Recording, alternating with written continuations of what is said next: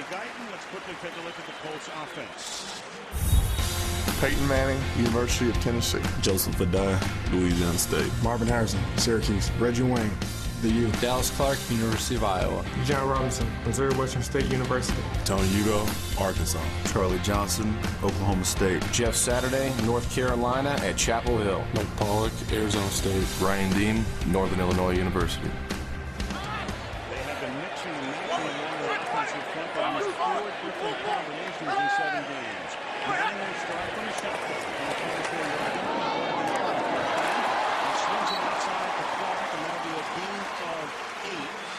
The rookie Gerard Mayo will make the tackle, and of course, as usual, as they have done for many years, Indianapolis works out of a no-huddle offense. The first play that they just hit to Dallas Clark there, he was aligned in the tight end position. A lot of times he'll be in the slot. He's also a tight end right now.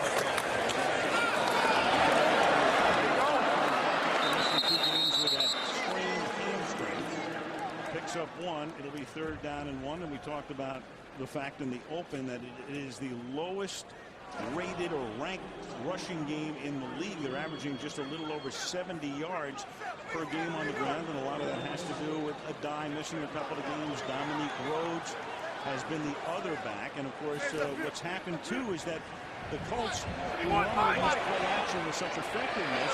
This time the defenses are not biting as they have. No semblance of their own run game over the past 2 weeks.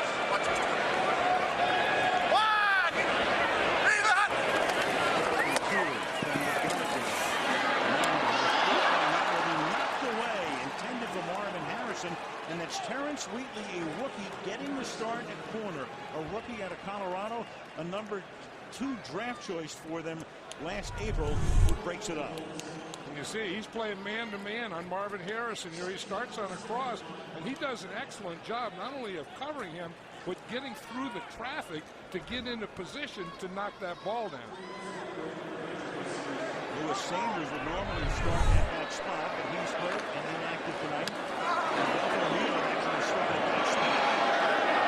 He isn't, but Sanders is not. The point is taken here by Watt to the left defensive back to the 21-yard line. Let's take a look right now as the New England offense comes out, led by the quarterback, Matt Castle. Matt Castle, USC. Kevin Falk, LSU. Randy Moss, Rand University. Wes Welker, Texas Tech. Benjamin Watson, Georgia. David Thomas, Texas. Matt Light, Purdue University. Logan Mankins, Fresno State. Dan Copen, Boston College. Stephen Neal, Cal State Bakersfield. Nick Kaiser, University of Toledo. Neal and Kaiser have been hurt, but they're both back and starting on the right side as Castle moves them up to the 21-yard line. The roof is open, but the crowd is really into it.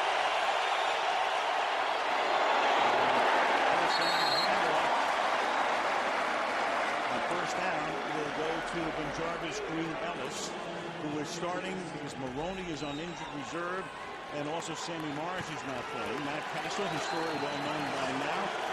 In college, McGrath backed up Carson Palmer and Matt Leonard. Barely played. Was a 7th-round draft choice in their time.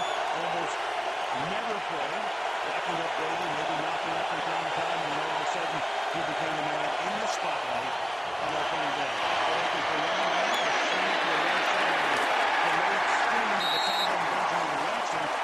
Beautifully by Tyrone Hagler, the outside linebacker who stops the net for a short game.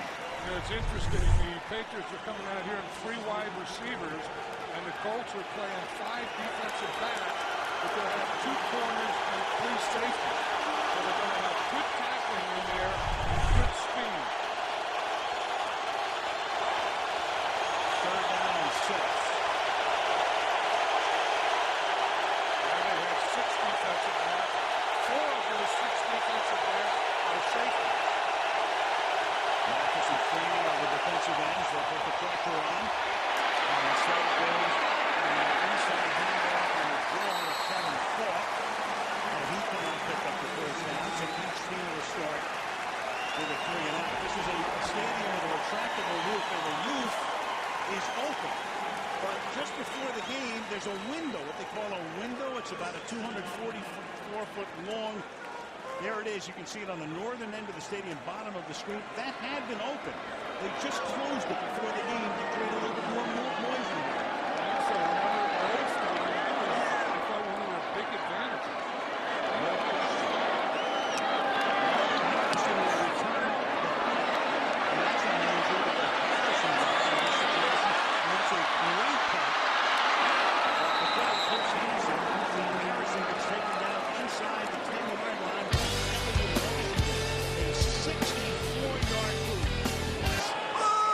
Take over at the 9-yard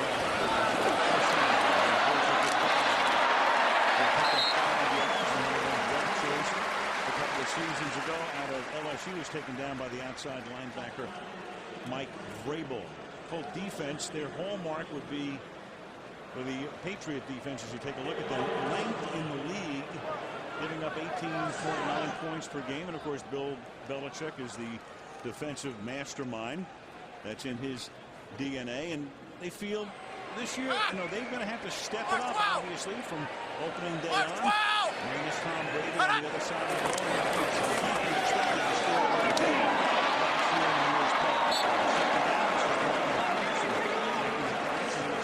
Just about at that first down line, right on the yellow marker. And Bill Carolla will take a look, and he will say first down. The Patriots were thinking last night that maybe they wouldn't be able to get their sub-defenses in because the Colts go no huddle, but they did get it in. That last defense there, that was their nickel defense where they had 2 defensive linemen, 4 linebackers, and 5 defensive backs. Wow! You've seen that a lot of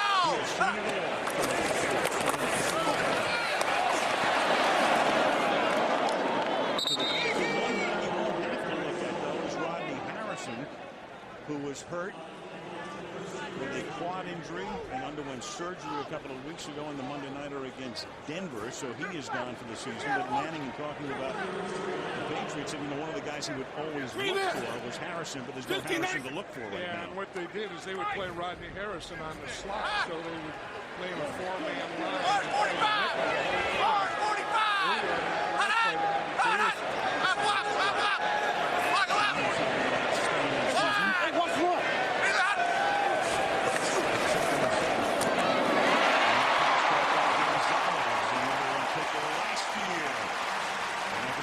Has a first down, the game's first down. The second first down on this drive up to the 32-yard line. When the Colts go 3 wide receivers, Gonzalez is the 3rd wide receiver. And you see here he does a good job against the zone. You just come in there, you find the window, you find the hole, and come under control and show your numbers to the quarterback.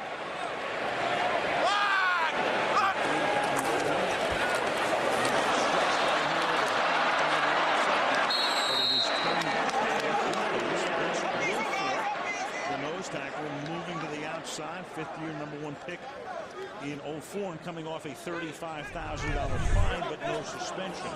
And you watch Richard Seymour, he gets up the field there, gets penetration, forces Joseph to dive to the outside. That's what he's trying to do anyway. He's trying to run that stretch play and get it out to the numbers.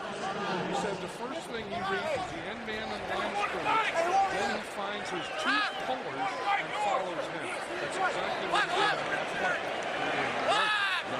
Comes out on the second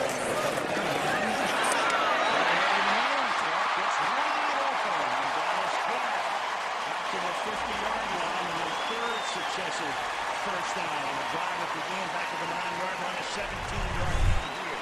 Yeah, I think the key, Al, is what you just said, and this is one of the things the Colts had to do, is get receivers open, get some separation. The key word was wide open. I've been watching them on film, and they haven't been getting wide open. Now, Dallas Clark had a little help on that one. There was a bit of a pick, I think.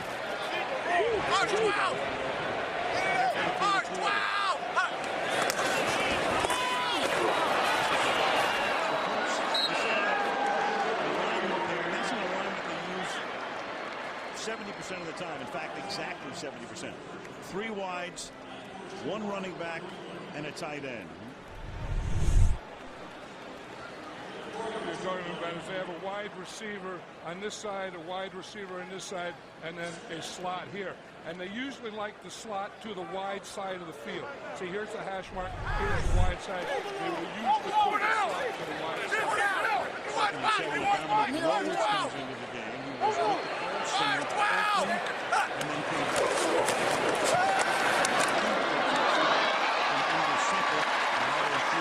Robinson, who makes the catch, and he's about 3 yards shy of the first down.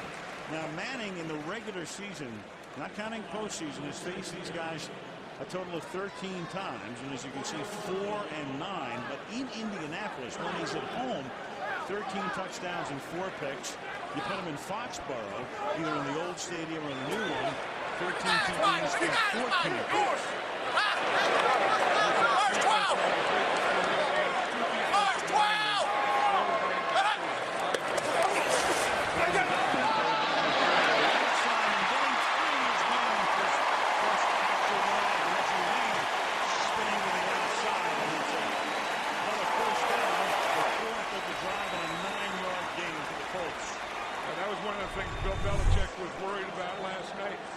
Their two best receivers on the same side. That time they were just stacked. Marvin Harrison ran deep. Reggie Wayne ran the shorter pass. And he ran it against a rookie out of Auburn, Jonathan Wilson. Back to back.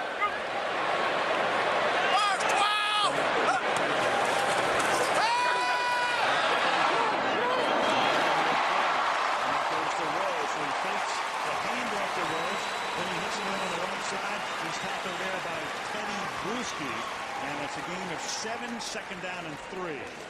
Usually when you give them that too deep safety look, and that's what the Patriots are doing now, Peyton Manning is either going to call a running play or a play action pass and throw the short underneath that. Anytime you give them this look right here, two safeties, you give them that look, that's going to be run, play action pass, underneath pass. This will be first down here is Dominic Rhodes will take the ball inside the 25-yard line. See, anytime they see the safety way back like this, it's going to tell them that we have an advantage up here, and we should, if we do a good job, we should be able to gain 5 or 6 yards. That's his key, but sometimes you always do that. Sometimes you'll play those safeties deep like that and give them that too deep shot just to make them run and throw short. Take 14 Sam. Let's Sam out there. 14 Sam.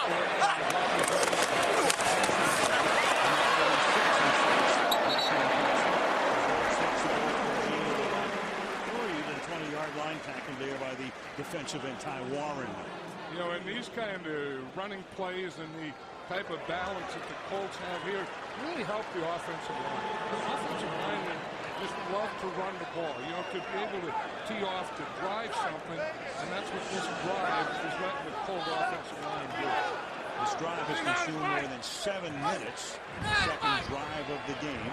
The Colts right now, the Colts have been good in the first quarter of the season. They outscored the opposition 51-19. Second and 7.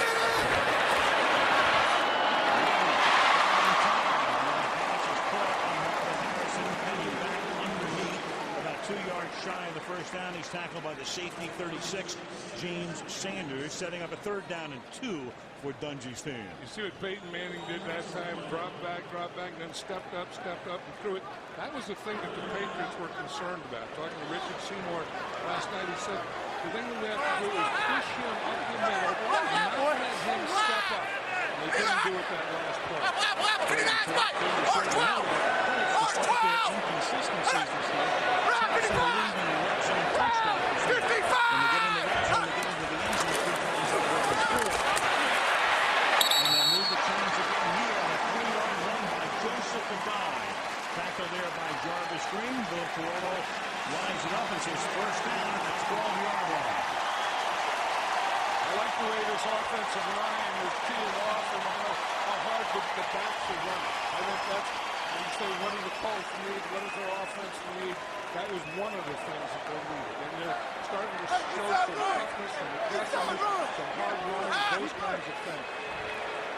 15th play of the drive right now is almost 9 minutes old.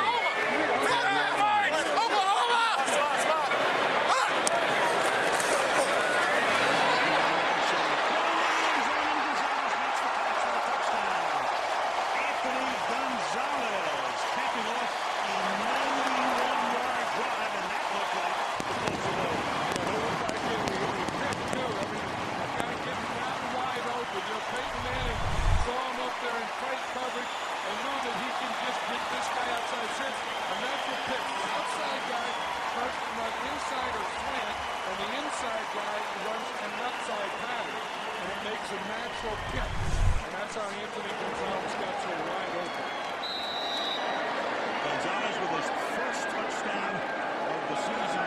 This is the game of the season. The ex-Patriot Adam Vinatieri with the extra point. Pretty good start for Peyton Manning. 9 out of 10 on that drive. I'll say. Well, he looks sharp and determined. Ellis Hobbs to run the kickback. Vinatieri sends it toward the left end zone. Hobbs, one of the best in the league, will run back to 48 yards. Last season, he gets shoved out of bounds by Kewan Ratliff. Patriots will have Kessel start the scoring from the 33-yard line. Straight drop. Last time. Dumps it into the to score the winning touchdown last week against St. Louis, gain of 6. Let's take a look at the Colts defense. Raheem Brock, Temple. Keontae Dawson, Texas Tech. Eric Foster, Rutgers University. Dwight Freeney, Syracuse. Clint Session, Pittsburgh. Gary Brackett, The Armor. Taiwan Hagler, Cincinnati. Kewan Ratliff, Florida. Bob Sanders, Iowa. Antoine Bethea, the real H.U. Demeter, Howard University. Tim Jennings, Georgia. Guys they are missing: Marvin Jackson, Calvin Payton. This has been Jarvis Green Ellis, who gets stopped at the 40-yard line. With the Patriots, of course, not only are they minus Brady, but Lawrence Maroney will be their starting back. He's out for the season, shoulder injury. He's on injured reserve. Sammy Morris would be next. He is out tonight. So they go to the rookie free agent from Jarvis Green Ellis, along with Kevin Falk, and they also have Keith Evans, and that's it. And you say you want to run against this Colt defense because you're on the side. Well, who's going to do the run? Evans is the fullback there. Green Ellis is the running back. They roll to the right. Number 2 tight end, and he is tackled by Bob Sanders, but not until he picks up a first down for New England. This is a sprint out here. You're going to see Matt Castle just take the snap, just run out to his right on a sprint, and then hit his tight end, David Thomas. And watch Bob Sanders. You're talking about a guy that knows how to hit and knows where to go to hit to get his advantage. That's that guy right there.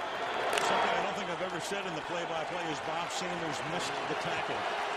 He doesn't miss very many. And sometimes his tackles are more than tackles. Destruction. From the 49 under pressure. Passing with a run to get the halfway far.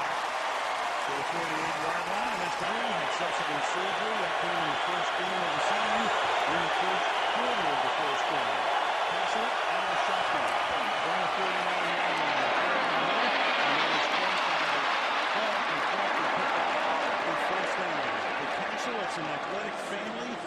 His brother Jack pitched with the Astros for part of last season. Another brother, Justin, is in the Chicago White Sox chain. I mean, life takes such strange twists and turns. He goes to USC. He's a heralded high school quarterback. He doesn't play because he winds up behind Carson Palmer, who wins the Heisman. Matt Leinart, who wins the Heisman, succeeds Palmer. And what happens?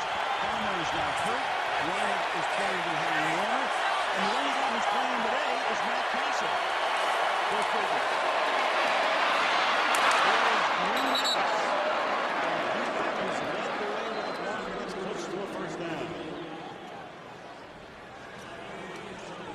That's the advantage of having a two-back I formation when you can get that lead right there. You see the block that Heath Evans makes right there, and that's the thing that gave the soft spot and then let him just run off that. And Jarvis Green Ellis, free agent, started his college career in Indiana And then the roundup in the SEC at Ole Miss. 1st and 10 on the 27. There it is again. And that's again the second round and 5, talking about the brothers of Matt Castle, the family from Chatsworth, California. There's Jack in the Astro chain last year. But they all have that same chin and same grim look when they throw. Matt Castle has that same look. He does. Except he does it through a helmet. Now the Wildcat offense, what's been called the Wildcat now, is Castle's going to split out. Frost going to take the snap, and he's going to run it. The Patriots were victimized early in the season in Week 3 by Miami, with Ronnie Brown using that Wildcat and winning the game and shocking New England. And then New England has its own version of the Wildcat. Yeah, and look at the Colt defense. The middle linebacker, Darren Bradley, wasn't even looking at the offense. He was turning around, trying to call the defense. And Kevin Colt just ran the ball right at him.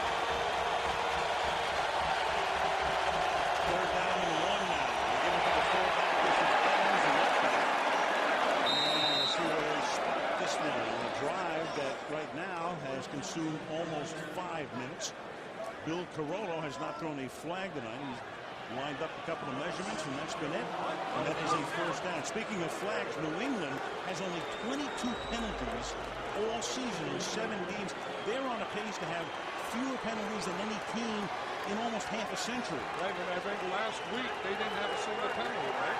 Go ask Jim Haslett. The Rams had 9, and New England had none. So, of course, Haslett's going to take to the league office. From the 16-yard line, 1st down. One step back, and the pass is going to kick it in. A slide to the hole at the 10-yard line. There's a 4-yard shy of a 1st down. Yeah, this is the area. I mean, Matt Castle really hasn't started or played much since high school, and this is the area. The stuff that he missed is a live pocket. You know, you can do all those other things in practice. You can throw and you can watch film and you can study. But the live pocket, when you have guys rushing at you full speed, that's the thing that he has to adjust and adapt to. So that's the part of the game that has to slow down for him, and it hasn't yet. It's tackled by Gary Brackett at the line of scrimmage, setting up a 3rd down and 5 now from the 11-yard line with 11 minutes to go in the 1st half. I think this is a place that you look for Randy Moss here or Welker. You know, you can't run here play action pass and you know, just go national pass protection and either get the ball to Welker or Randy Moss. I've gone the end zone, I've gone Randy Moss. Carson is 4 for 4 and is not going to roll Moss's way. Moss is covered by the play.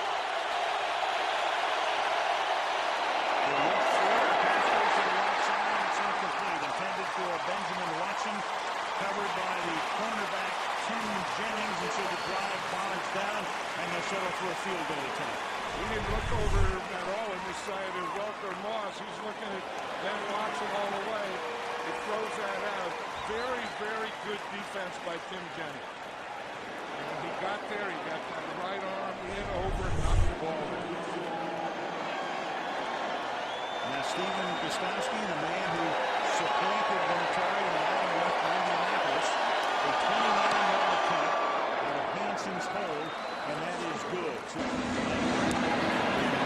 AFC East and the AFC South as the kickoff is taken in the end zone by the rookie Pierre Garçon. Here about physically, he had the bursa sac surgery, missed all the training camp, but he poo-poos all of that. He says physically I'm fine.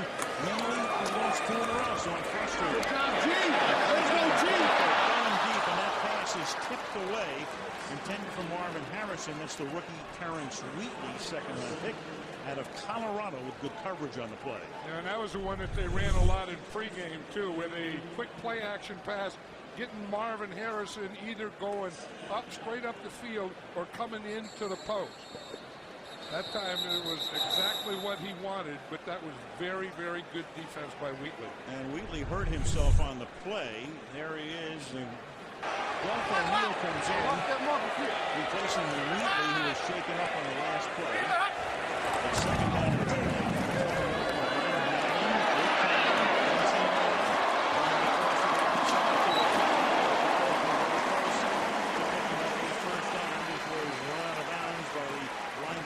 Thomas. Good pass protection there, and anytime that you have that where you can say Peyton Manning dance around, and he has just a bit of time where he can look the middle and then come back to chase the guy. That's way too much time for very good pass protection. And there goes Wheatley. We talked about the hand injury. I don't know whether he heard it when he deflected the pass or hit the ground. But off he goes to the locker room.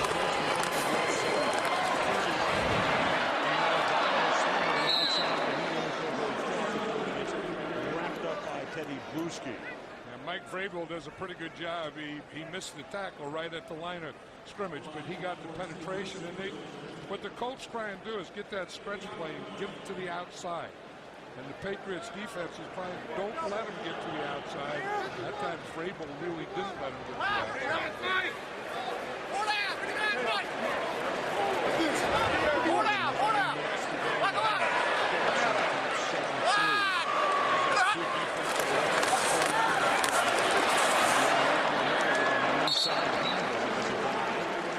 They stopped at the 36-yard line by the All-Pro Richard Seymour. Now in his 8th year, Seymour drafted #1 back in 2001 and won a Super Bowl as a rookie. Well, look at that cast he has on his hand. He showed us the finger as a dislocated finger, and that's why he wears the cast on it. And he says that he can play with them, but he can't grip with them.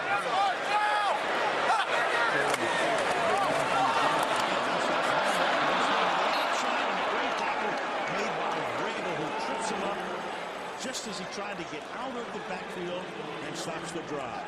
That's two very good plays by Mike Vrabel on this series. You see he does the same thing. He gets a penetration. He gets up on his guy. Adai tries to get to the outside. Vrabel spins off his block and makes a great ankle tackle. In comes Hunter Smith to punt. Wes Walker is back.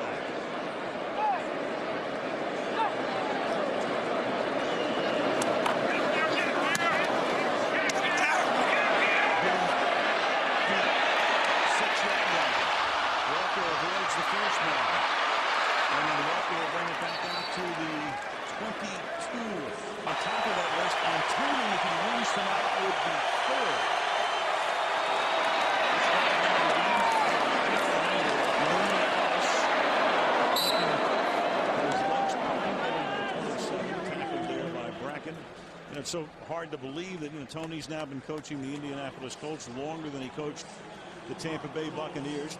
And there is some question as to, will he come back? There was some question at the end of last year, John. They've already designated Jim Caldwell, one of their assistants, as the successor. The question will be, and Tony said he'll make that decision year by year after the season. I kind of feel that at the end is pretty close. If it's not this year, let me ask you a question. Knowing that, do you think that has any effect? Because there are some people who follow the Colts closely who think that this has had some effect on maybe, I don't want to say a lack of focus. It's too broad of a term. But when you know your coach has kind of like half a foot or 1 foot out the door, does that make a difference? No, I don't think so. I think losing makes a difference. I think being 3-4 makes a difference. And you're 3-4, you say, what happened? We usually start off 7-0, 8-0, 14-0. Now we're 3-4. Why? And you start, Peyton Manning's not the same. Tony's very good last year. All these types of things. And I think that winning would solve a lot of it. One more question about that, John. Tony is through the years. Do you think it would make a difference? I mean, if they have a really bad year and don't get to the playoffs, and Tony's been to the playoffs 9 consecutive years, do you think that would make a difference in terms of what his decision would be? No, I think it's how you feel at the time, because there's never going to be the right situation. If you win and you're in the playoffs, you win a Super Bowl, that would be a good time, but that usually doesn't happen. And you just don't want to do it too soon. You want to make sure that when you say that's it, that's it.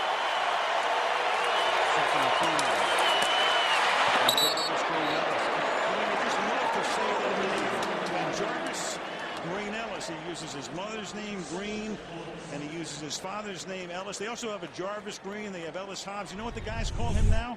Law firm. Yeah, Ben Jarvis Green Ellis. I'll tell you, he's a powerful guy. I mean, he runs hard.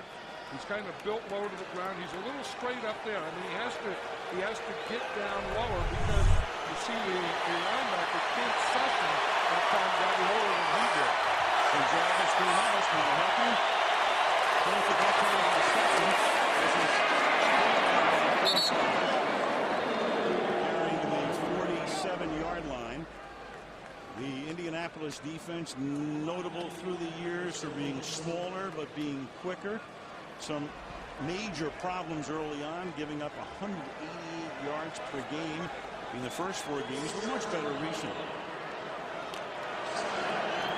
New England's doing a good job on eating up that middle of the Colt defense. I mean, that's, you know, they found something, a place to go, and it's right center of the And Ford, who does everything for this team to the 40-yard line. He loved Troy Brown when he first came to New England, modeled himself after Brown, who was Mr. Everything for a lot of years. Troy retiring early this season. And Falk, that same kind of guy, runs back kicks and run the ball, catch the ball, block, whatever you have to. Whenever you need something done, you call 33.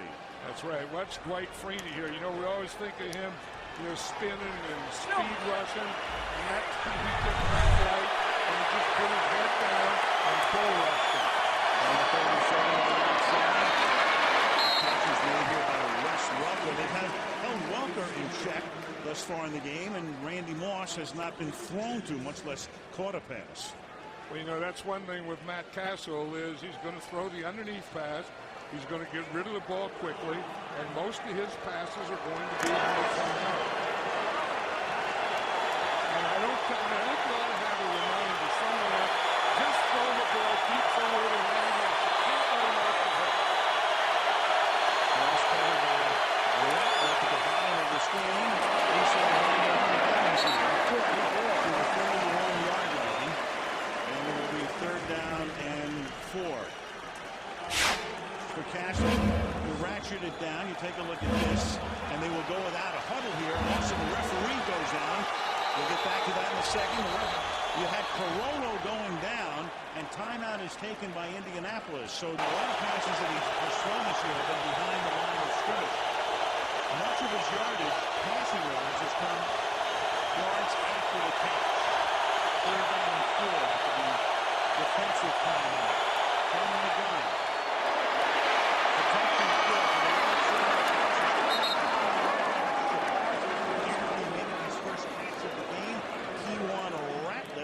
Makes the tackle, and it's a 1st down as we tick down toward 2 minutes to the half. Jabbar Gaffney knows exactly where he has to go for the 1st down. He knows that he has it now, runs out, pushes off a little, runs out. Now, as he goes out, he comes back a little. Give Castle something to throw where he can throw the out, but also bring him back and still get the 1st down.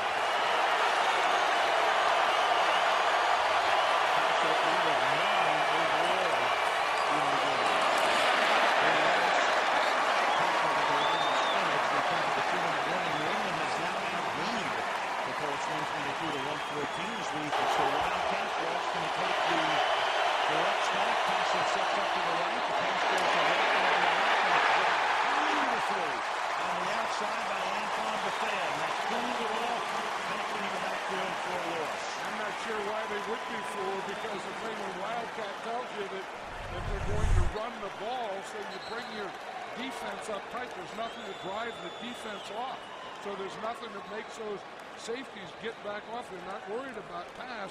And then Bethea just reads that screen. He just gets out there and goes and tackles well. Timeout taken by Indianapolis. It's the Wednesday here on NBC. 3rd and 12 after the Indy timeout. They'll keep the ball on the ground and set up the field goal as Falk takes the ball to the 16-yard line. And now the Colts will conserve the clock because they know they're going to get the ball back for a 35-yard field goal attempt by Gostowski. Is 1 for 1 tonight. And puts it down. And that kick is good to turn it into a 1-point game with 1:27 And it was open up until right before the game when they closed. Has a good feel to it. It does.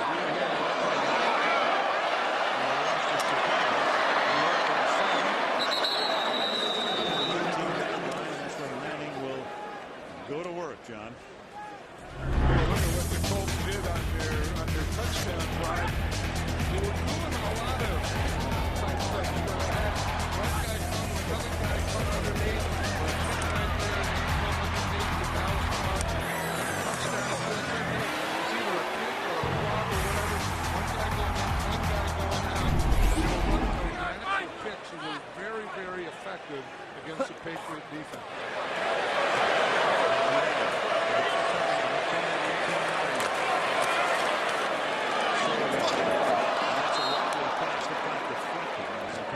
Joseph Adai.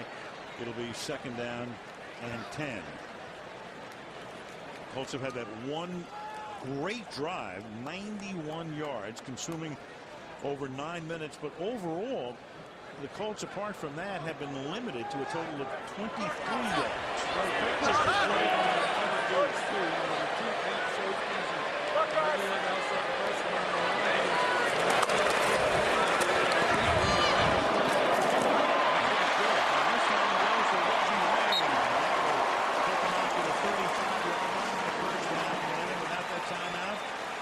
17-yard gain coming up to the line of scrimmage as we tick down to just under.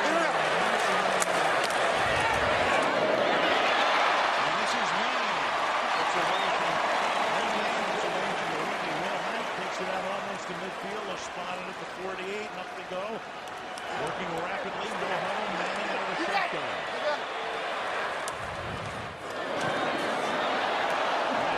This time underneath. And that pass is caught by Adai, and he's taken down by Thomas. I think the Patriot defense learned from Tennessee. It's exactly what Tennessee did with the Colts last year.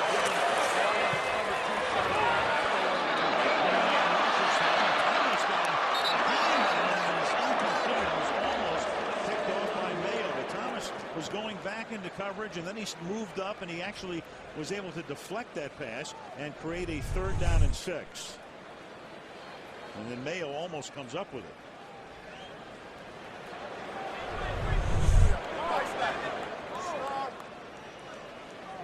So now Manning will fire with the clock stopped, 19 seconds. 3rd down and 10. Trying to get 17, 18 minutes with this. There's the deep shell.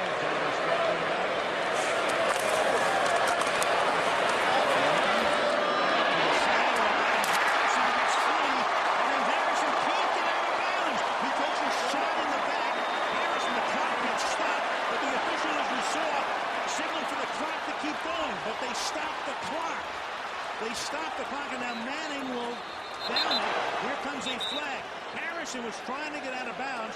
The clock was inadvertently stopped because the official right on the sideline signaled keep winding it, and now Corolla will discuss it with the other officials. False start on the offense. All 11 players were not set by rule. It's a 10-second runoff and the end of the half. And there you have it, and that's justice, because the clock had stopped inadvertently. It should have kept going. The 10-second runoff takes us to halftime with the score Indianapolis 7 and New England 6.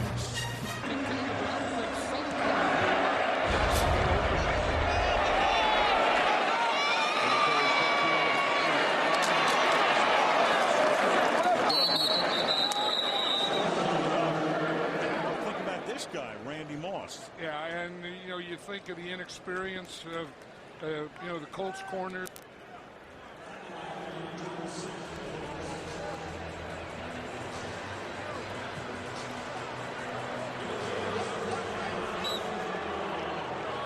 Defense gives you, but someplace you have to take stuff too. I mean, that's the difference. I mean, Matt Castle is a guy that will take what the defense gives him.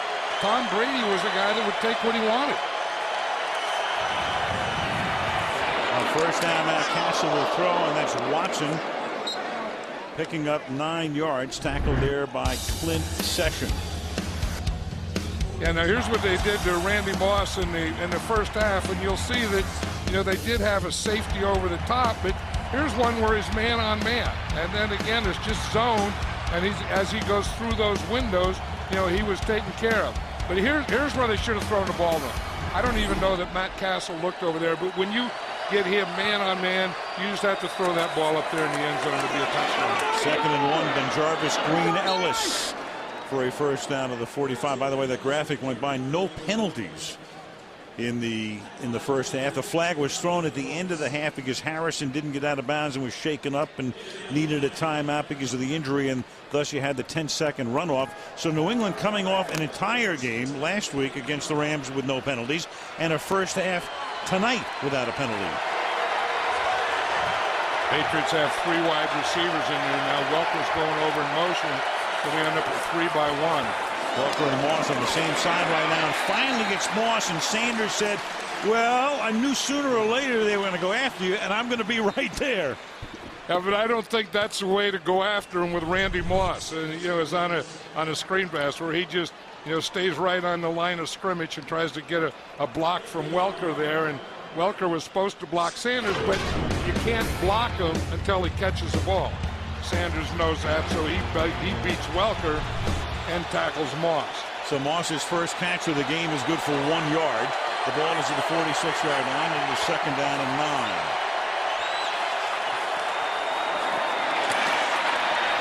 9. And again, 2-yard pickup. This time Green Ellis is tackled by Hagler. Let's check in with Andrea. Yeah, and we finally saw Moss make his first reception, but one of the things I asked Tony Dungy at halftime is, are you surprised they haven't tested your inexperienced secondary? He sort of shrugged his head as though, yeah, he was a little bit. Now, as for his offense, he said they have got to convert on 3rd downs. They need more possessions.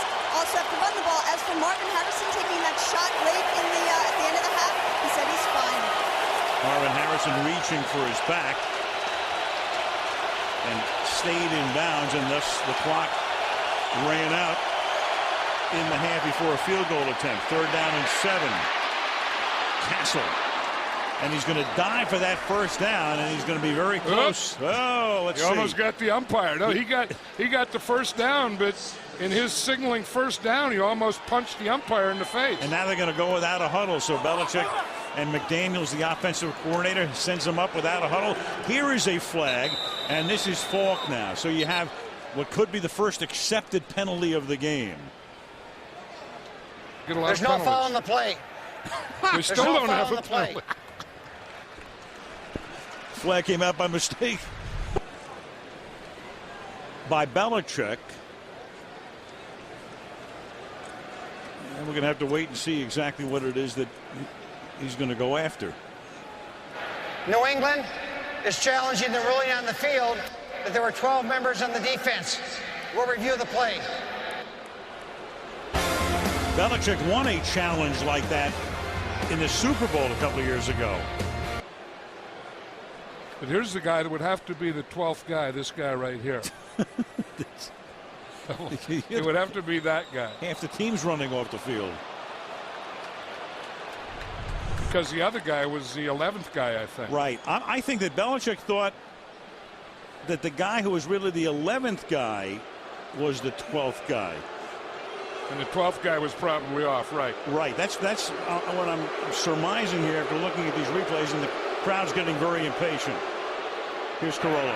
After reviewing the play stands as called, 11 on defense. Both players off the field at the snap. New England will be charged with the first timeout. That was a 1st and 10 play. Right, and the snap was not for a play. The snap was just to catch the Colts with 12 men in the field. The only thing I'm questioning is, I mean, it's a call that is dubious to begin with that you're going to win.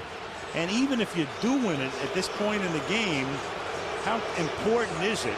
And in a close game, I know it's early, but I mean, you know, losing a timeout in the second half is a lot more important than losing the timeout in the first half. Right, and the fans are thinking the same thing that you're thinking. Why are you taking that much time on something that's not that important? And your question is, why take a timeout on something that's not that important? Why take a chance on losing a challenge? And losing a challenge. Right, in a one-point game. So he's down to one challenge, he's down to 2 timeouts, and you have 27 minutes left in the game. 2nd down and 10 now, the ball is at the 45-yard line. Castle moving to his left, buying time. Secondary does his job, and then he just gets planted by Raheem Brock. I think this Colt defense is saying enough of that Matt Castle running around. You know, let's make him pay for it. If he's going to do that and stand up and run up the field, then he is a legal hit right here. I mean, he is a ball carrier right now, and we're going to treat him like a ball carrier right there. Brock storms the castle. I'm sorry, I couldn't help it. 3rd and 5. Castle to Moss. Covered by Ratliff, but he picks up the 1st down. So Moss makes his 2nd catch of the half, 2nd catch of the game. That moves the chains. Yeah, I mean, you know, at some point you just have to say, look, we just have to try Randy Moss out there. Maybe Ratliff is okay. Maybe he can cover him. He was on the streets Wednesday. He came to camp on Thursday. They re-signed him on Thursday, and now he's out here covering Randy Moss. I would check his hole card. Find out whether it's a 3 or a deuce. Green Ellis to the 30-yard line. Minimal gain, it'll be 2nd down and 9. Again, Maroney hurt, gone for the year. Sammy Morris hurt, out for the 2nd week in a row. Look at this. I mean, this is the time that you want to play action pass and throw the ball deep. I mean, they can't double cover everyone and have that many lines. You can't pack the line of scrimmage to stop the run and cover the deep pass. 2nd and 8, another running back they're missing as well, Lamont Jordan. So the guys should be 1, 2, 3 on the chart, all not in uniform tonight. Castle will throw, and he'll throw it out of bounds, and it will be 3rd down and 8.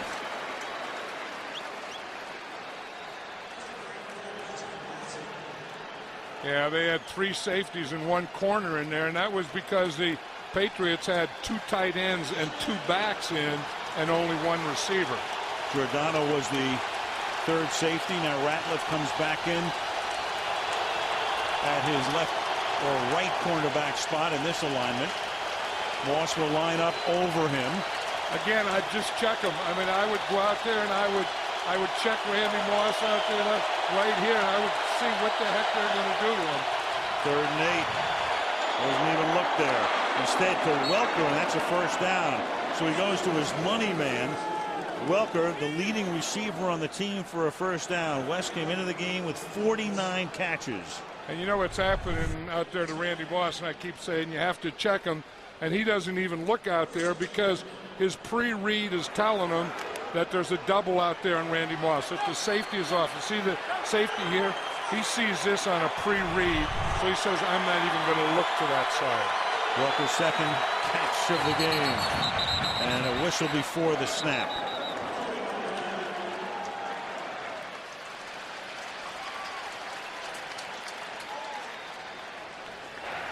Full start, 77, offense, 5-yard penalty, 1st down.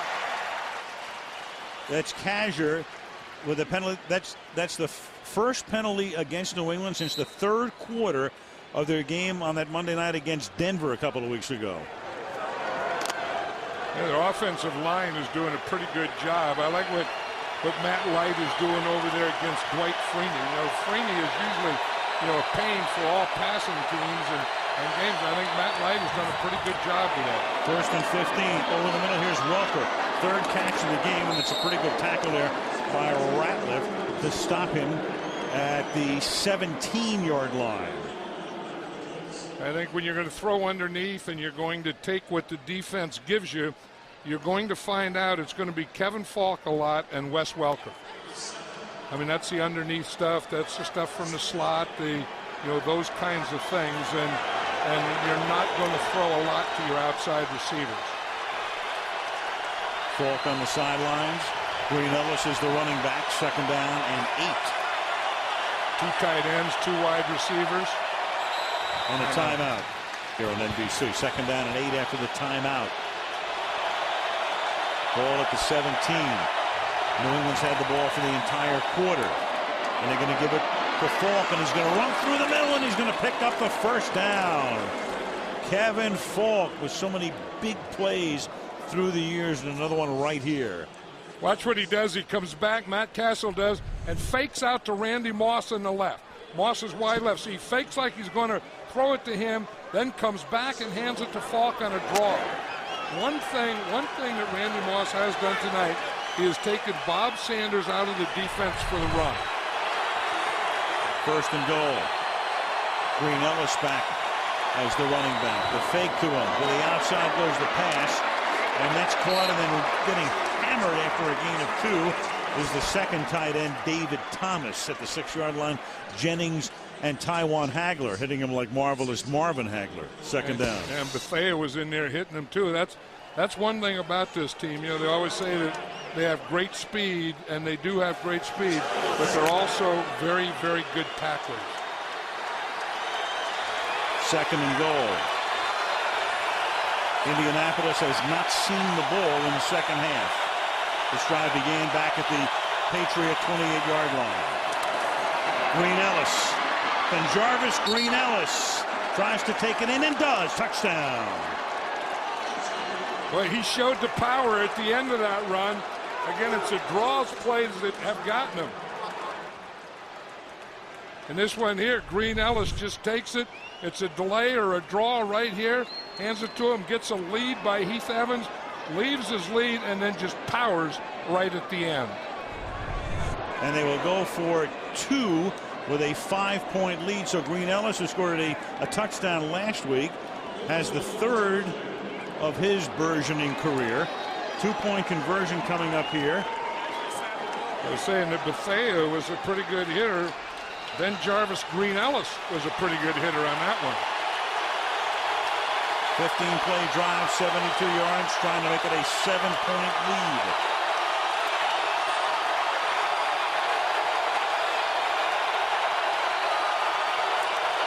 Castle handing the ball off and taking it inside is Falk, and Falk does not get to the goal line. Comes up inches shy, so they stopped them on the conversion, but that drive ate up more than half of the 3rd quarter, and the Patriots lead the Colts 12-7. 2-point conversion. We've been looking at it. This is close enough to think about challenging, but as you freeze it, where is the ball? When is he down is the question. The angles we're looking at here would be, I think, inconclusive for the official to overturn it. He probably would have gone with a ruling on the field. Here's the kickoff, taken at the 4-yard line by Pierre Garçon. And a big run back after that long New England drive before Izzo finally knocks him out of bounds. Come from behind, trailing 12-7. Joseph Adai is the running back. Gonzalez is in the slot, Wayne wide left and Harrison wide to the right. I think they have to get back to running the die some. They fake it to him. They throw it over the middle, and sliding and making the catches, Dallas Clark inside the 40-yard line to the 38, covered by the linebacker, the rookie Mayo. That's the thing that they try and do with play-action pass. You try and fake the ball to get that linebacker just to take a quick step up into the line of scrimmage and then get Dallas Clark in behind him.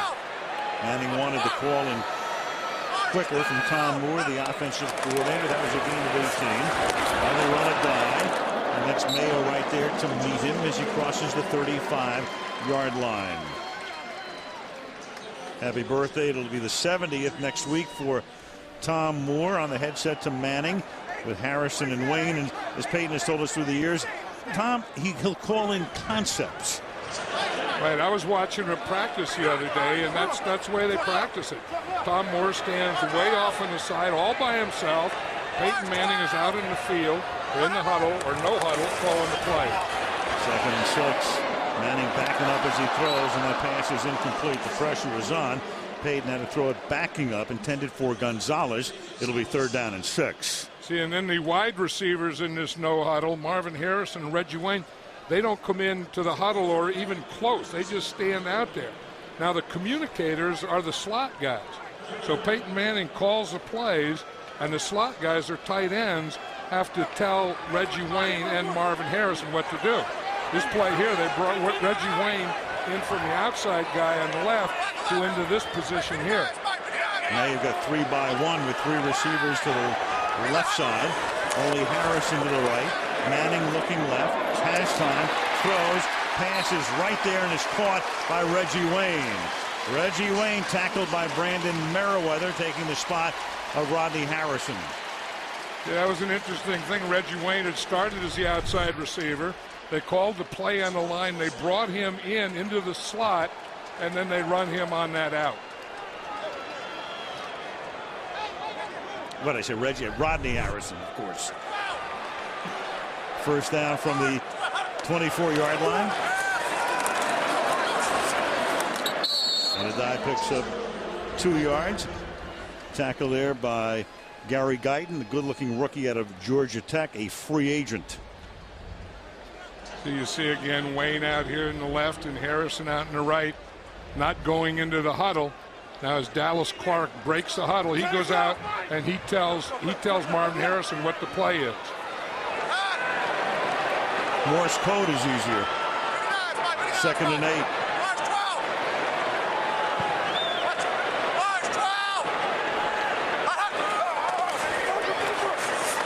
Take the inside handoff. And then the pass is taken in by Wayne, who got good inside position on the coverage that time on Ellis Hobbs to set up a 1st and goal. Peyton Manning has something going here now. He started mixing in the run, the pass, the mid-range passing, and Reggie Wayne right now is his favorite receiver. And he is getting the ball to his outside receivers. 5 grabs tonight for Wayne, 65 yards, ball at the 7-yard line. They're not going to let him run that pick play up on top. They have one guy up and the other guy back now. And Adai, and he'll get stopped in the backfield because Warren got the penetration that time, and Seymour came in to clean it up. That was one of the adjustments that the Patriots made, because remember last time when they got the touchdown, they got picked because they had a slot and both defenders were up on their men.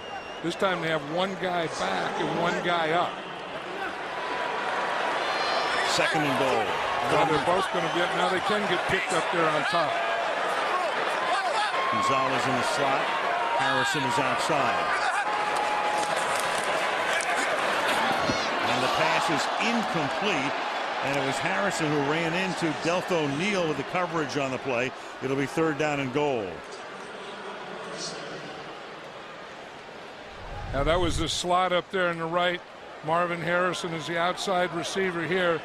And he's trying to, I don't know what he's trying to do. I was going to say he was trying to run a slant, but he looked like he started to and then stopped and tried to make it a hook.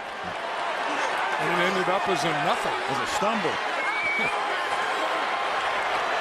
3rd and goal. Same alignment. This time they put Harrison in motion. Send him to the inside. The pass goes to the outside to Gonzalez. And Gonzalez stays in bounds for the touchdown.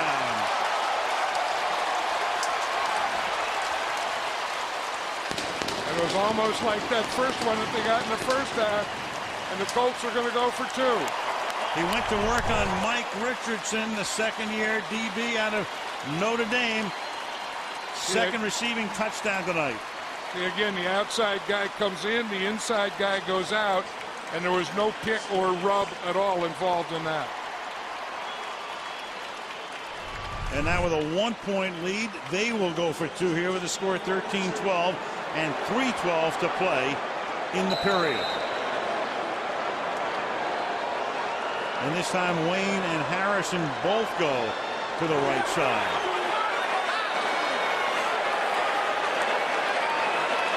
Clark lined up on the left side as the tight end.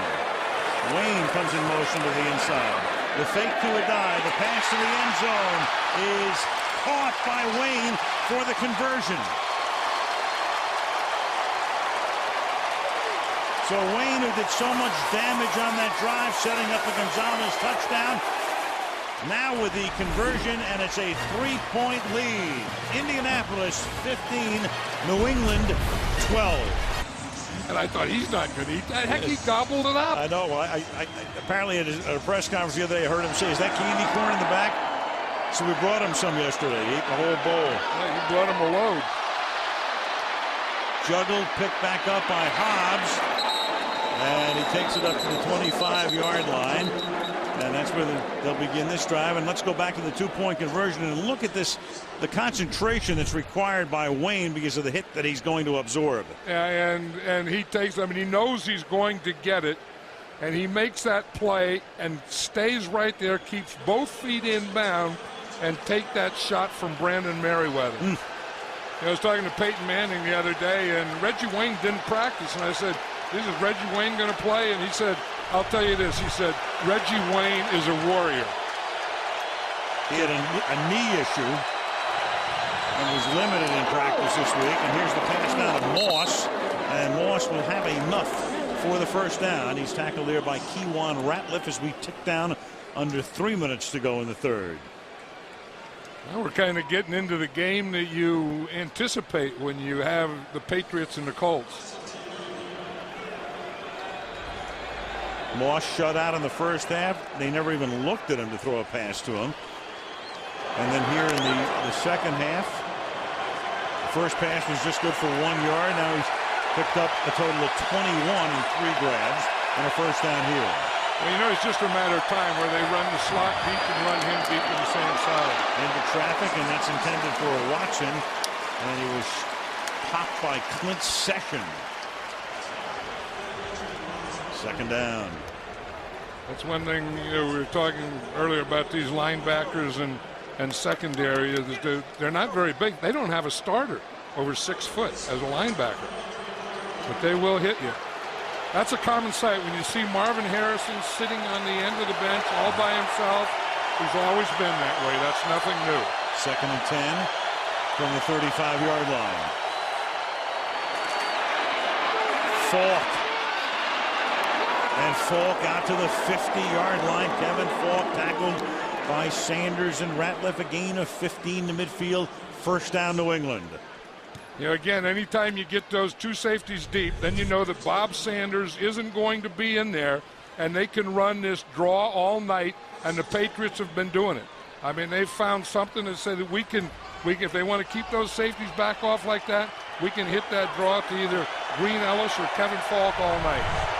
Green Ellis is the running back. Moss split right. Gaffney to the left. Looking to the right. And that pass nowhere near Moss, who had broken off the pattern, and incomplete out of bounds. Second and 10. Eric Foster, rookie out of Rutgers, put the heat on Castle that time. Yeah, but you see what they did is they didn't have those deep safeties that time because they got Bob Sanders up there to help or stop the run. So now, you know, whether it's a cover 3 or man, this corner is man-to-man on Randy Moss. And, you know, Matt Castle made the right read. He just didn't make the right throw. Second and 10 on the 50. Castle, good protection. Pass caught. Here's Falk seeking that first down. Will come up 1 yard shy. And as we tick down to the minute mark, it'll be 3rd down and 1 for the Patriots at the Colt 41-yard line in a 3-point game. Yeah, Tony Dungy was talking about Kevin Falk the other day, and he called him the third knife. He said you have Randy Moss, then you have Wes Welker. You have to take those guys away. And he said the third knife that gets you is Kevin Falk. And Castle will keep it himself. And Castle, the 6'4", 230-pound Matt Castle, with a surge across the line and a first down at the 39-yard line. I remember years ago John Gruden was saying if you're going to get good quarterback play and win and have possessions, your quarterback has to make like 3 first downs in a game running. I think Matt Castle has done that tonight, hasn't he? Matt Castle with a total of 5 carries for 20 yards. 1st and 10. The ball is at the 39-yard line. And Castle's going to go deep down the left sideline and would have had a touchdown, and Gaffney can't hold on. The Colts get a tremendous break. Gaffney was free, had beaten the coverage, and the pass is dropped. Hey, that was a great read by Matt Castle. Here's Gaffney. He's the outside guy. He is wide open right now. The safety didn't get over. It was going to be a cover 2. The corner lets him go. Matt Castle makes a perfect pass. Goes right through Gaffney's hands. 2nd and 10. Back to the draw. Back to Falk. To the 37-yard line. Tackled by Bob Sanders. Looking for Kramer. Key 3rd and 8 coming up for New England at the 37-yard line, right on the edge of a field goal attempt. And right now, Indianapolis. Right, and he was very confident that he's going to be all right. And as he said, he better be all right. He called him the family jewel. Yes. 3rd down and 8 from the 37-yard line.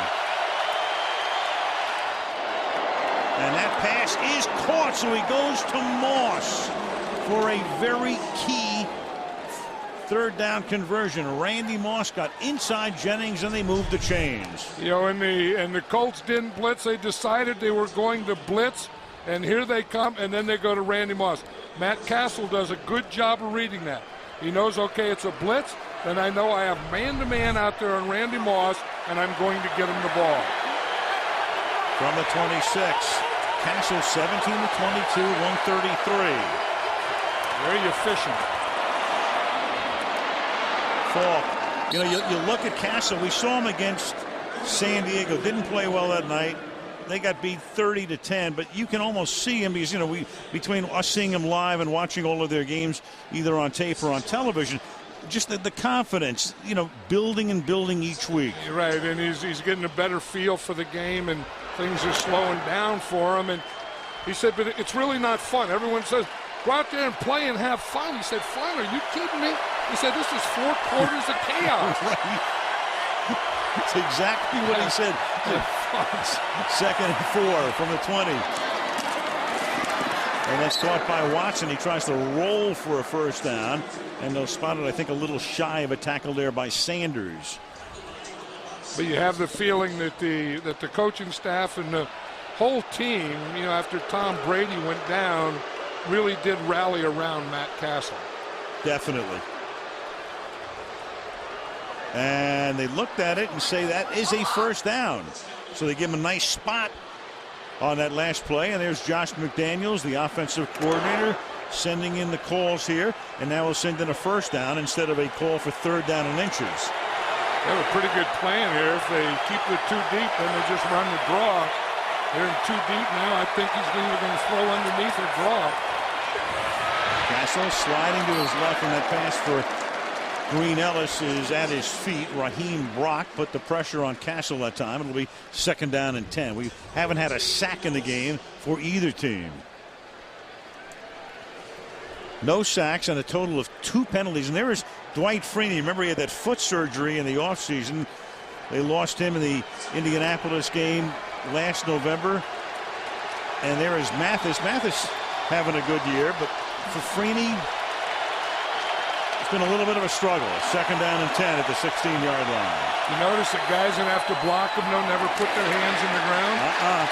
Here's Welker. Welker, they like to go to him behind the line of scrimmage a lot. They do here, but he can't get out of the backfield. He's tackled by Hagler. It'll be 3rd down and 11. You know, and I think those plays with Welker behind the line of scrimmage will work against some teams, but I don't think it's good against the Colts. I mean, the Colts, you know, we talk about their speed and their tackling. They really rally around those types of things. You're not going to beat the Colt defense with those kinds of plays. Too fast. 3 wide. Dime defense. 6 DBs. 3rd down and 11. From the 17. Castle will fire over the middle. It's caught. And it's Welker who will come up a little bit short of the first down with 12 minutes to go. So now you have a situation, they're going to spot the ball at the 7-yard line, and they're going to send in, well, for the moment, they're sending in a new offensive package as if they're going to go for it. Well, they're sending in that package. It will be 2 tight ends and 2 backs with Heath Evans, the lead blocker, lead back in the I formation. And look at this now. Belichick has to take a timeout. Did he get the timeout before the play?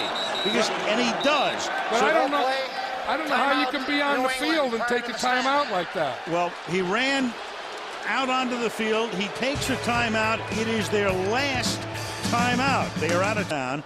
Then Belichick sends out a new offensive package. Then he calls a timeout. Here he comes. And because all of the officials are down at that end of the field, there's no official in front of him.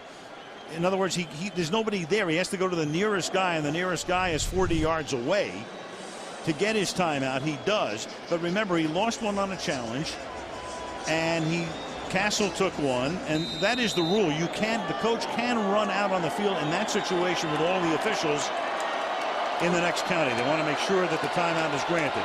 Right, and he did it because he changed his mind. Now a Gostowski 25-yard field goal, that ties the game, but at the cost of their last timeout.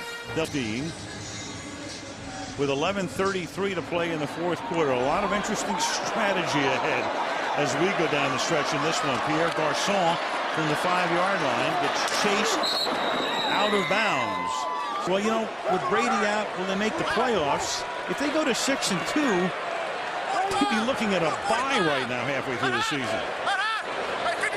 With Tennessee, of course, on top at 8-0, and Pittsburgh 5-2 pending their game tomorrow night against Washington. From the 18-yard line to the outside, Clark makes the catch, breaks a tackle, and Dallas Clark with a big gain, and the ball comes out at the end, but he was down. He was down. The play is over. It always seem like when Peyton Manning has to get something started, he's going to find Dallas Clark, and Dallas Clark can make plays like this for you. Shoddy tackling by James Sanders on the play, with Clark able to net about 10 more yards. The ball at the 38-yard line, first down. Here's a dive. 40-yard line. Being one, Jarvis Green with the stop. Yeah, I was talking to Joseph Adaya the other day, and he was saying, I'm not sure how this game is going to go. He said, but I'll tell you one thing, it's going to go down to the fourth quarter.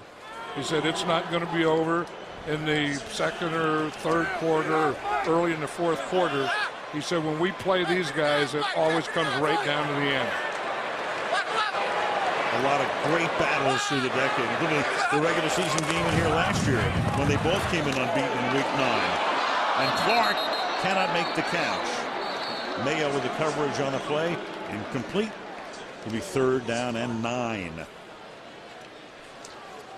Yeah, they always say that, Peyton Manning doesn't get a lot of sacks. He's very, very difficult to rush because even when you get a pretty good rush and you break a guy free, he still gets rid of the ball before you get there. So rushing Peyton Manning isn't always sacking him. It's just getting in front of him so he can't step up.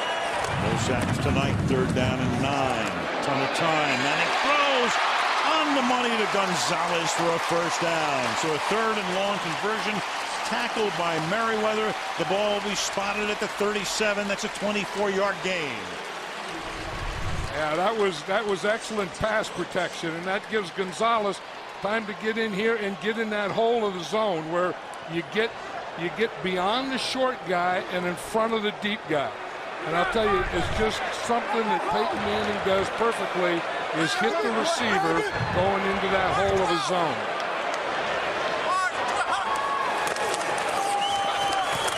Through the middle. A dive. 4 tough yards. 2nd and 6. Gerard Mayo, 51. Number 1 pick out of Tennessee. Makes the stop. You look at Peyton Manning, he has no sacks. He's been hit twice, knocked down twice, and 1 batted ball.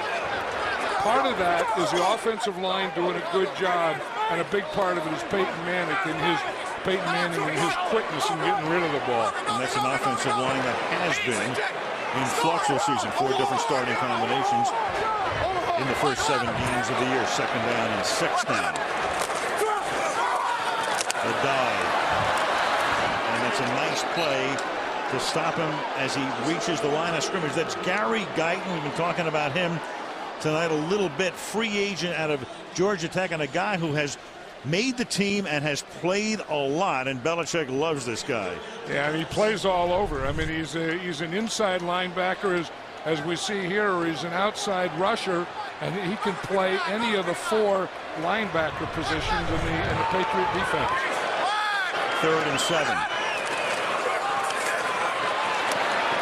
Manning, and that pass is incomplete. That's Hobbs, angry that he didn't pick it off, intended for Reggie Wayne on the outside. So it's 4th down, and they're going to send in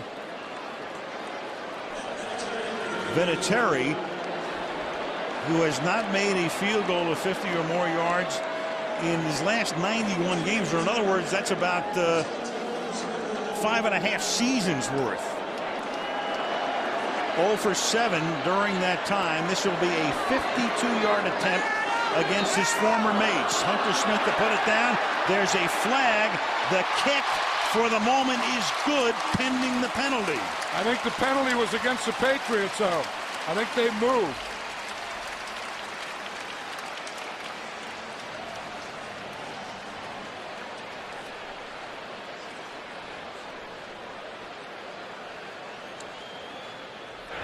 Illegal formation, number 96 on the defense, covering up the center. That penalty is declined. Result of the play. Field goal is good. Yeah, that's the old can the center rule, where you can't line up over the center on a field goal or extra point try. 52-yarder. Vintage Vinatieri. 1850 Colts. Philly we go. Eagles hosting the Giants. Now Vinatieri coming off his first 50-yard field goal, 50 or more since 02. Sends it 4 yards into the end zone. Hobbs will run it back. And I'll tell you, that Vinatieri play was a gutsy call by Dungy. You're asking a guy to do something he hasn't done in 6.5 years, and if he doesn't do it, you give New England the ball at their own 42-yard line in a tie game. Yeah, but I think if you know Adam Vinatieri, you just feel that he's a clutch guy, maybe one of the all-time great clutch kickers. And you know, when he came out there, I said, you know, maybe he hasn't made one, but I just feel this one and what this means, he's going to put it through. You didn't say it because you would have put the kibosh on him. On 1st down, Randy Moss makes the catch. That's a 1st down. New England, their last 2 possessions, 15 play drives to open the second half, and then their last drive resulting in a field goal. Boy, we've had long drives on both ends tonight. Well, they've had some great play calling here. I mean, if the Colts want to keep those safeties deep, then they can't stop the draw. And then if they bring the safeties up, then they can throw the ball. From the gun to the outside, Welker. It's a little bit of blocking. Picks up 8, takes it to the 40-yard line. Clock ticking down to 7 minutes. Again, looking ahead. No timeouts remaining for New England. Welker now 8 straight games in which he has caught at least 6 passes. And a lot of those are going to be those short screen types of things. So, you know, to me, that would be like catching 4 or 5. Although he is something special. I mean, when you have a Randy Moss on the outside and a Welker on the inside, that's a heck of a combination. Here's Green Ellis on 2nd and 2, and Green Ellis is able to surge for a 1st down. He takes it up to the 44-yard line. You know, Bill Belichick was saying the other day, he said the reason that we got Welker is because he can do all those things. I mean, he'll get you 1st downs, he'll make you big plays, he'll block. Yeah, I mean, he's just a scrappy guy. He's just a football player. He said when he was at Miami, we couldn't cover him then. He said that's why we got him. And now in practice, we can't cover the guy.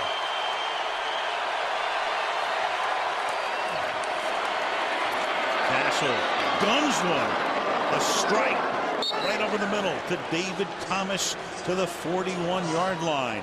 So it's a first down at the 41 after a 16-yard Castle pass.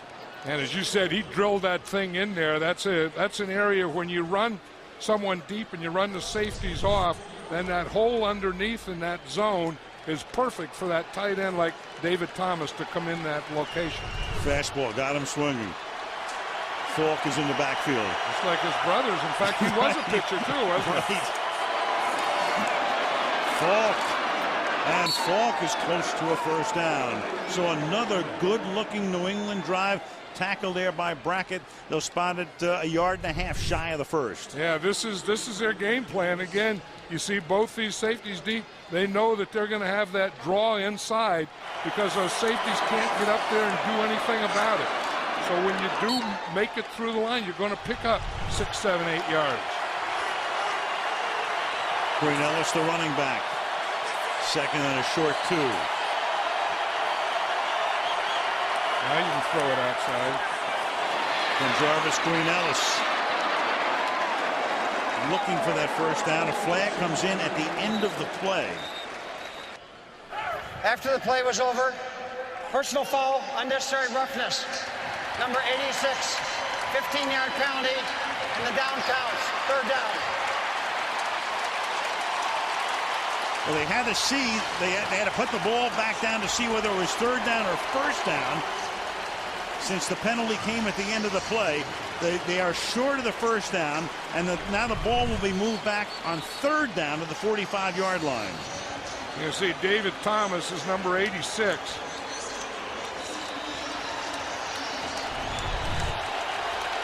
I didn't see it. Late hit, I think, on Mathis. Third down and 16.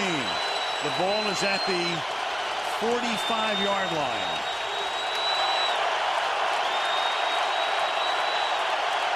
Crowd in full throat. Little middle screen. Van Falk initially was able to get away, but not for very long. Robert Mathis, the first guy to hit him. So New England moving down the field, and then the personal foul not only thwarts the drive, but takes them out of potential field goal range. And the Colt defense came up big here. I mean, they'd have enough of those draws and those screens in the middle. They played that middle tough that time.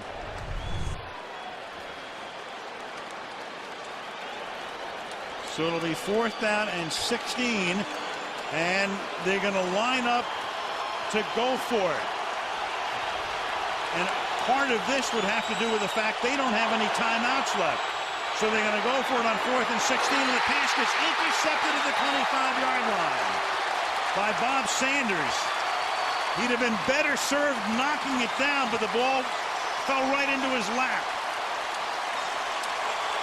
Well, you could say so that's like the Patriots just punting it into the end zone. The ball will be about the same spot. Raheem Brock got to him, and there went Castle. Go for it on fourth down and 16, knowing he couldn't stop the clock and didn't want to give the ball back to the Colts offense. Now you've got Rhodes for a gain of 4, but the key play here, of course, was after the play was over, after Green Ellis had come up just shy of the first down, you had the personal foul, and watch 86 Thomas.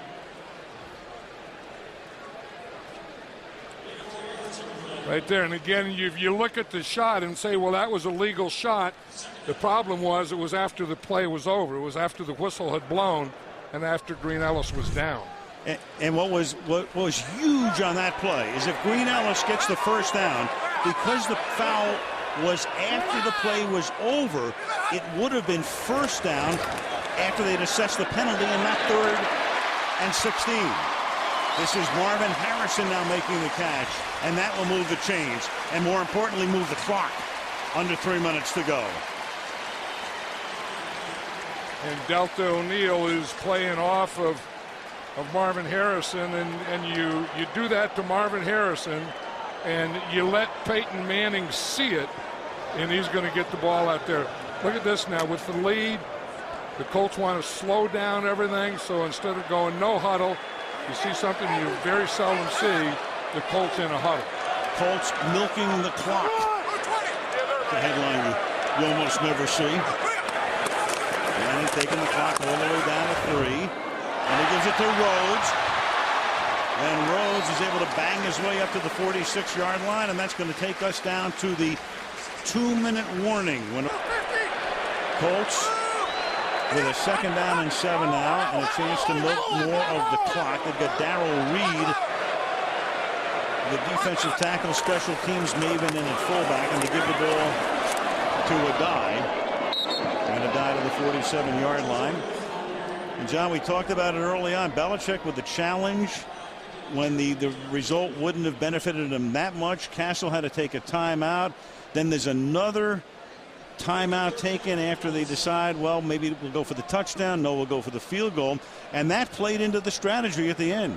Yeah, they had to do what they did. And then the thing that killed them was that 15-yard penalty after, as you said, after they didn't get the first down. So in a game that had been so clean without any penalties, and right at the end when the Patriots needed a big drive and a big play, they had a dumb penalty.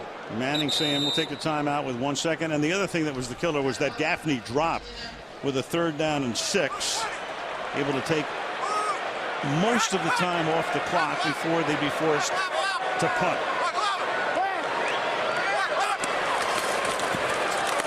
And they give it to Adai, and they're going to stop him shy of the 1st down. So at least they have forced a punt by Indianapolis, and they will get the ball back, albeit with not that many ticks on the clock left.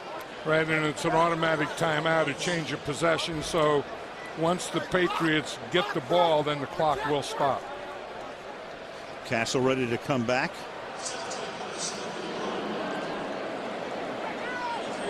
Hunter Smith in his 10th year.